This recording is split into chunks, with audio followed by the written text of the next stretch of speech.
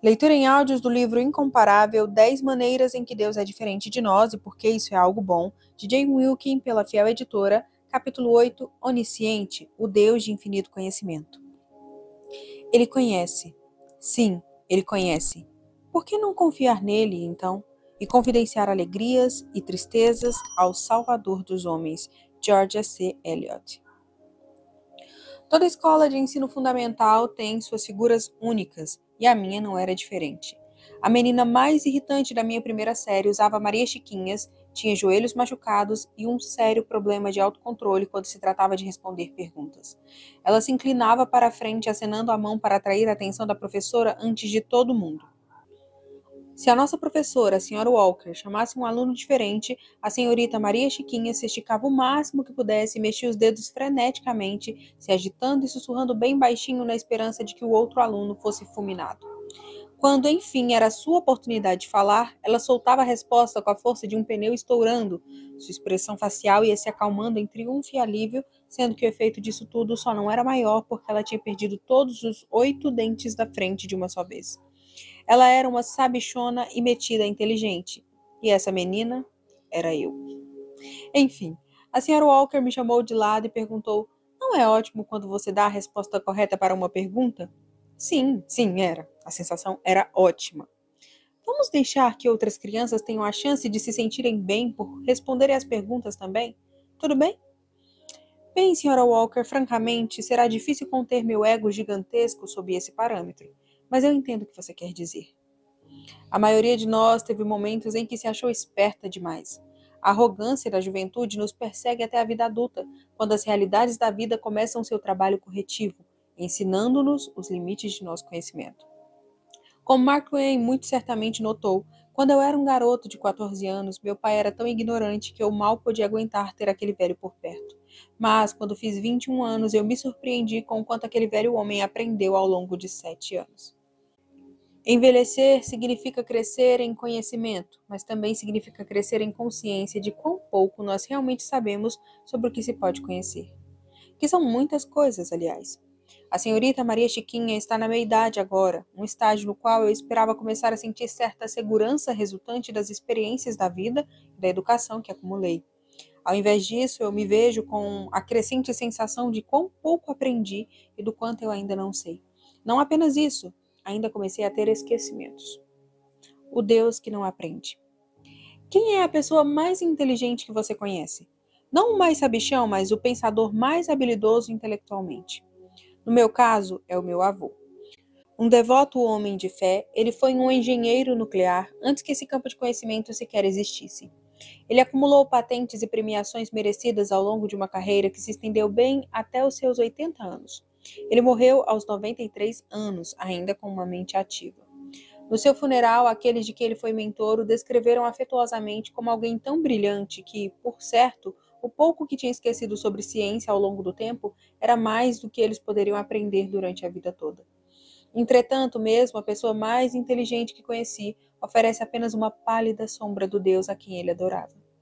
Deus não é meramente cognoscível, ele é onisciente e limitado em seu conhecimento. Ele sabe todas as coisas, não porque ele as aprendeu, mas porque ele é a sua origem. Deus não aprende. Aprender implica mudança, e como já vimos, ele não muda. Aprender implica mover um limite de conhecimento, e seu conhecimento não tem limites. O ditado "você sempre aprende algo novo todos os dias" não se aplica a ele de forma alguma. Deus não aprendeu uma coisa sequer. Não sendo limitado pelo tempo, Deus sabe todas as coisas passadas, presentes e futuras, assim como todas as coisas existentes fora do tempo. E ele nunca se esquece, porque está plenamente presente em todos os lugares. Já consideramos com relação à sua incompreensibilidade que ele tem perfeito conhecimento tanto de si mesmo quanto de nós. Mas isso é apenas o começo de tudo o que ele sabe. A. W. Tozer nos oferece uma tentativa lírica de capturar a profundidade do conhecimento de Deus. Deus conhece de forma instantânea e sem esforço cada assunto e todos os assuntos, toda e cada mente, cada espírito e todos os espíritos, todo e cada ser, toda a criação e todas as criaturas, cada pluralidade, todas as pluralidades, toda e cada lei, todas as relações, todas as causas, todos os pensamentos, todos os mistérios, todos os enigmas, todo o sentimento, todos os desejos, cada segredo guardado, todos os tronos e domínios, todas as personalidades, todas as coisas visíveis e invisíveis no céu e na terra, o movimento, o espaço, o tempo, a vida, a morte, o bem, o mal, o paraíso e o inferno. Porque Deus conhece todas as coisas perfeitamente, Ele não conhece uma coisa melhor do que outra, mas todas as coisas igualmente bem. Ele nada descobre, ele nunca é surpreendido, nunca se espanta, ele nunca se pergunta sobre coisa alguma, nem busca informação ou faz perguntas, exceto quando sonda os homens para o próprio bem deles. Embora aprender seja algo completamente desconhecido para Deus, para o ser humano é completamente fundamental. Isso começa mesmo antes de nascermos. O ventre de nossa mãe é nossa primeira sala de aula. É onde nossos 5 sentidos começam a processar estímulos. Nós nunca paramos de aprender. A afirmação "você nunca é velho demais para aprender" foi verdade para o meu avô e eu oro para que seja verdade na minha vida também. Do berço ao túmulo, aprender é essencial ao ser humano. Não apenas isso, é um direito humano. A Organização das Nações Unidas vê a educação como um direito humano fundamental e essencial para o exercício de todos os outros direitos humanos. Quando queremos negar a alguém o pleno exercício de sua humanidade, impedir o aprendizado é frequentemente a medida que usamos. Mulheres, pobres e até mesmo etnias inteiras têm sido mantidos sem acesso à educação a fim de serem controlados ou marginalizados. Ser humano é aprender. Negar o aprendizado humano é se colocar como Deus, ainda que uma versão malévola dele. Somente um Deus benevolente pode determinar os limites do entendimento humano em áreas que sejam certas e boas. Testando nossos limites de aprendizado. Deus deixou o universo aberto para nossa exploração. Nós somos livres para descobrir o que quisermos, de acordo com nossas habilidades intelectuais, nos tempos e lugares que Ele ordenou para nós, embora não seja claro se Deus colocou limites na quantidade de conhecimento que a raça humana pode explorar, Ele certamente colocou limites na quantidade de conhecimento que cada ser humano pode consumir e usar. Esses limites estão se tornando cada vez mais evidentes àqueles de nós vivendo numa era de explosão de informações. 30 anos depois de sua criação, estima-se que 39% da população mundial, 2,7 bilhões de pessoas, usa a internet. E a quantidade de informação é assustadora. A cada minuto, usuários de e-mail enviam 204 milhões de mensagens. Usuários do site Pinterest salvam 3.472 imagens e o Google recebe mais de 4 milhões de buscas e usuários do Facebook compartilham 2,5 milhões de postagens. Estamos testando os limites de nosso consumo de uma maneira que as gerações anteriores não testaram.